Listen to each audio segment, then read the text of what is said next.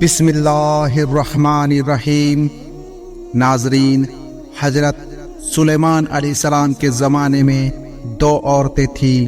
وہ دونوں اپنے چھوٹے چھوٹے ایک جیسے بچے اٹھائے ہوئے جنگل سے گزر رہی تھی۔ ایک بھیڑیا آیا اور اس نے ان میں سے ایک عورت کے بچے کو چھین لیا اور بھاگ گیا۔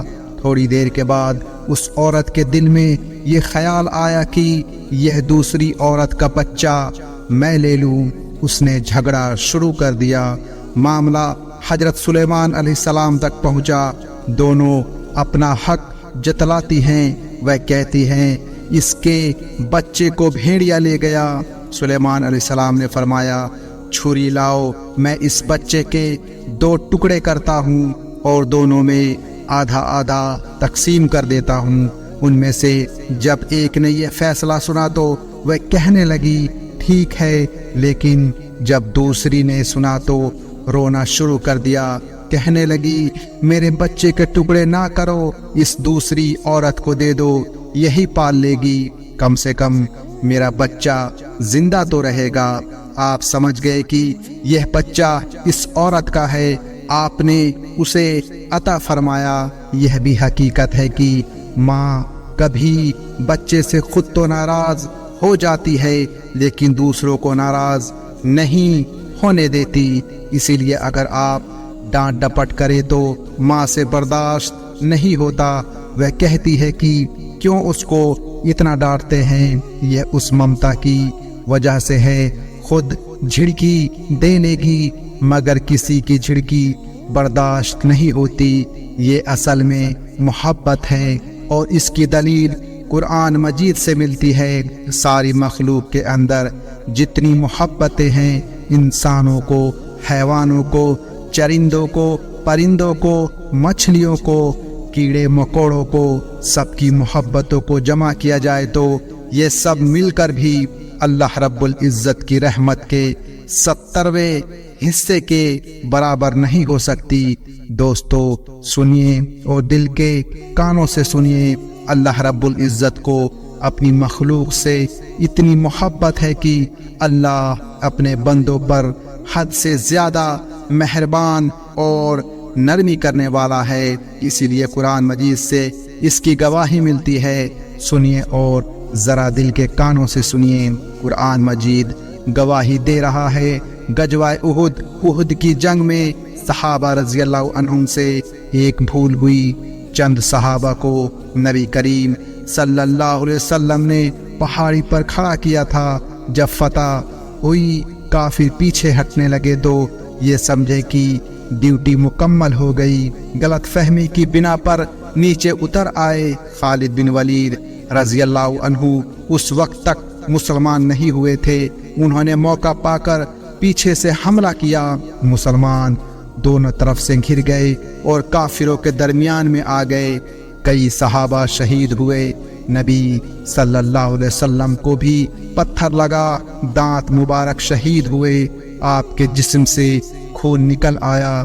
آپ اس بات پر بہت غمگین تھے کہ بڑے بڑے رتبے والے صحابہ شہید ہوئے تھے اور بہت بڑی تعداد تو زخمی تھی۔ حضرت حمزہ رضی اللہ عنہ بھی شہید ہوئے تھے جو نبی علیہ السلام کے غم گسار تھے۔ چنانچہ جب نبی کریم صلی اللہ علیہ وسلم مدینہ میں آئے تو آپ خاموش تھے، غمگین تھے، صحابہ رضی اللہ عنہم سے کلام نہیں کر رہے تھے۔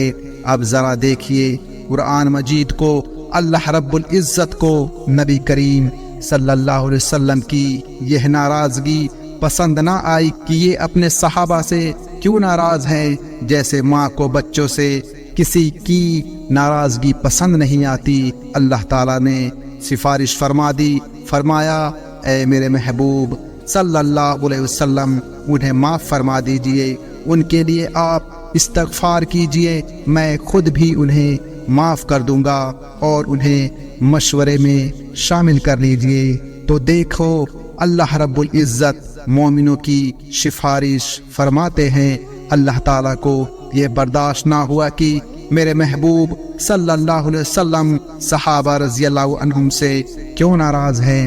ایک موقع پر صدیق اکبر رضی اللہ عنہ اپنے ایک رشتہ دار سے ناراض ہوئے۔ انہوں نے حضرت عائشہ صدیقہ رضی اللہ عنہا کے بہتان کے بارے میں سچ سمجھ لیا تھا، غلط فہمی دل میں آ گئی تھی۔ صدیق اکبر رضی اللہ عنہ نے دل میں سوچا، میں ہر مہینے ان کو کچھ پیسے دیتا ہوں امداد کے طور پر، نہ میں وہ تعلق رکھوں گا نہ میں امداد بھیجوں گا۔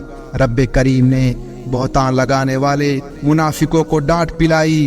جو صحابہ رضی اللہ عنہم ان کی باتوں میں آ گئے تھے ان کو بھی پھٹکار لگائی، خود ڈانٹ ڈپٹ کر لی، مگر صدیق اکبر رضی اللہ عنہ کو ناراض نہ ہونے دیا۔ فرمایا ان کو چاہیے کہ ان کو معاف کرے، ان کے ساتھ محبت کا تعلق رکھے۔ کیا یہ نہیں چاہتے کہ اللہ ان کو معاف کر دے؟ صدیق اکبر رضی اللہ عنہ نے جب یہ آیتیں سنی تو آپ نے دل سے بھی معاف کر دیا اور آئندہ ان کو 2 گنا مہینہ دینے کا ارادہ فرما لیا۔ تو سوچنے کی بات ہے کہ جس طرح ماں خود ڈانٹ ڈپٹ کر لیتی ہے، کسی کو اولاد کو ڈانٹنے کا موقع نہیں دیتی، یوں لگتا ہے کہ اللہ رب العزت کو بھی ایمان والوں کے ساتھ ایسی ہی محبت ہے۔ خود ناراض ہو گئے، ڈانٹ لیا، لیکن اپنے محبوب صلی اللہ علیہ وسلم کی ناراضگی پسند نہ آئی۔ ان کو فرما دیا کہ آپ ان کو معاف فرما دیجئے۔ حضرت صدیق اکبر رضی اللہ عنہ کی ناراضگی پسند نہ آئی، ان کو بھی سمجھا دیا کہ معاف کر دو، کیا تم نہیں چاہتے کہ تمہیں اللہ معاف کر دے؟ یہاں ایک نقطہ سمجھنے کا یہ ہے کہ جو پروردگار دوسروں کی ناراضگی کو برداشت نہیں کرتا، وہ اگر خود کسی بات پر ناراض ہو تو اس کو کیسے برداشت کرے گا کہ وہ ناراض رہے؟ اسی لیے اللہ رب العزت کی یہ چاہت ہے کہ میرے بندے گناہوں سے سچی توبہ کرے۔ اللہ چاہتا ہے کہ میرے بندے میرے در پر آ کر معافی مانگ لے اور میں ان کو معاف کر دوں۔ بچہ اپنی ماں سے جب بھی معافی مانگتا ہے، ماں جلدی معاف کر دیتی ہے۔ اللہ رب العزت تو اس سے بھی زیادہ مومن پر مہربان ہے، اسی لیے اللہ رب العزت سے معافی مانگنا بہت آسان ہے، اور خاص طور پر رمضان مبارک کے مہینے میں جو رحمتوں کا مہینہ ہے، پروردگار کی رحمتوں اور مغفرتوں کے دروازے کھل جاتے ہیں۔ اب تو مغفرت حاصل کرنے کے لیے بہانے کی ضرورت ہے۔ یہ ہماری خوش نصیبی ہے کہ ہمیں اللہ نے سنہرا موقع دے دیا۔ اپنے گزرے ہوئے گناہوں پر نادم اور شرمندہ ہو جائیں، معافی مانگ لیجئے، پروردگار عالم معاف فرما دیں گے۔ ہمارے سر سے گناہوں کا بوجھ ہٹ جائے گا۔ ماں چاہے جتنی بھی ناراض ہو، بچے کی تکلیف نہیں دیکھ سکتی، معاف کر دیتی ہے، اسی طرح اللہ بھی معاف کر دیں گے۔ آمین۔ پیارے دوستو، آج کے لیے بس اتنا ہی۔ ہم امید کرتے ہیں کہ آپ کو آج کا یہ ویڈیو پسند آیا ہوگا۔ اس ویڈیو کو لائک، شیئر اور ایسے ہی ویڈیوز دیکھنے کے لیے چینل کو سبسکرائب کریں۔ ہم ملتے ہیں آپ کو اگلی ویڈیو میں، تب تک کے لیے السلام علیکم ورحمۃ اللہ وبرکاتہ۔